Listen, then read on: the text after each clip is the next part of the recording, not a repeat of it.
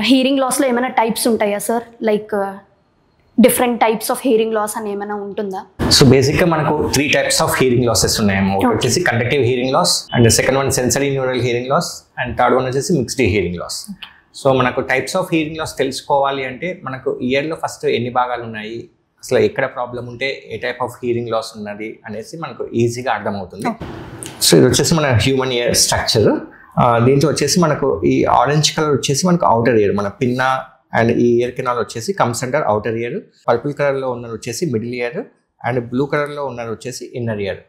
ఏదైతే మనకు outer ear వల్ల కానీ మిడిల్ ఇయర్ వల్ల కానీ మనకు హీరింగ్ లాస్ వచ్చింది అంటే దాన్ని మనం కండక్టివ్ హీరింగ్ లాస్ అంటాం. ఇన్నర్ ఇయర్ వల్ల మనకు లాస్ వచ్చింది అంటే దాన్ని సెన్సరీ న్యూరల్ హీరింగ్ లాస్ అంటాము. లేదు అవుటర్ ఇయర్లో కానీ మిడిల్ ఇయర్లో కానీ ఇన్నర్ ఇయర్లో కానీ ఈ మూడిట్లో ఏదైతే ప్రాబ్లం ఉంది దానివల్ల మనకు హీరింగ్ లాస్ వచ్చింది అంటే మనం దాన్ని మిక్స్డ్ హీరింగ్ లాస్ అంటాం.